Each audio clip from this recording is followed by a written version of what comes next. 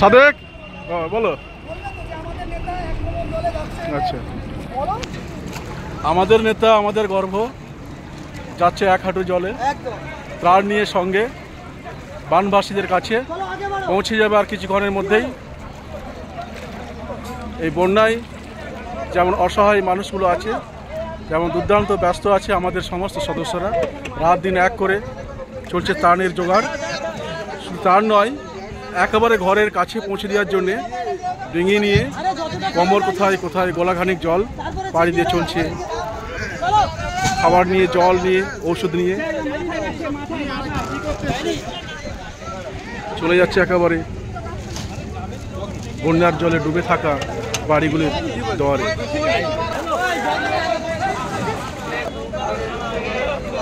আমরা এসেছি এখন পশ্চিম নেকড়া, এই বাইপাসের পাশ থেকে আমরা চলছি ডিঙি নিয়ে গ্রামগুলো একেবারে প্রান্তে পৌঁছে যাওয়ার জন্যে।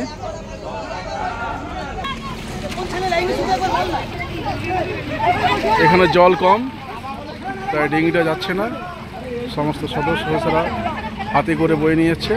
আবার যেখানে গভীর জল সেখানে ডিঙিতে তুলে দিয়ে যাচ্ছে। এই পল্টু আমাদের ওরফে জাহাঙ্গীর, তিনি সবসময় থাকে মানুষের বিপদে আপদে, এবং আজকে তাই অসহায় দিনে ত্রাণ নিয়ে চলে এসছে বন্যাগ্রস্ত অসহায় মানুষদের পাশে।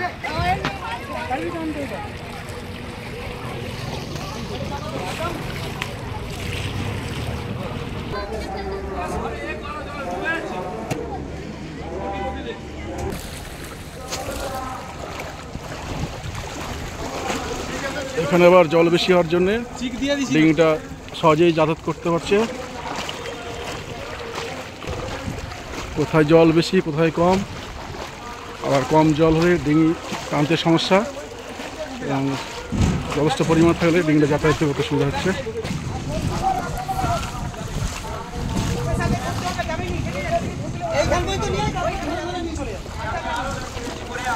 সোনুকে কি করতে রেখেছি?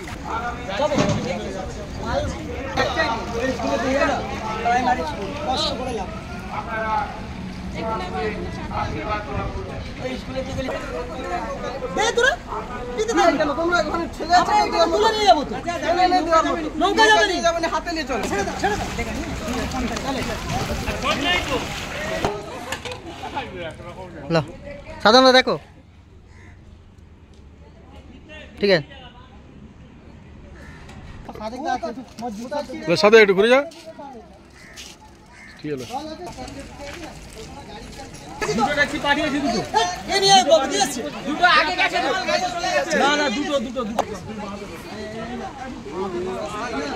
এইদিক ওইদিক করতে করতে তোদের সর্বনাশ ওই কারণেই হয়। চল এইদিকে দেখো,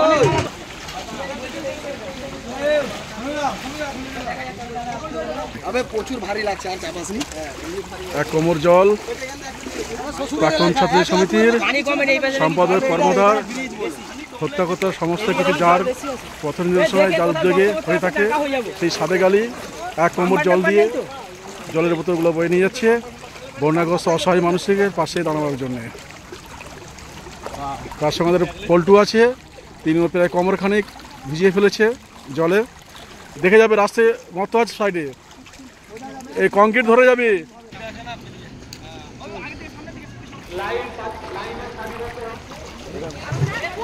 আজকের আমাদের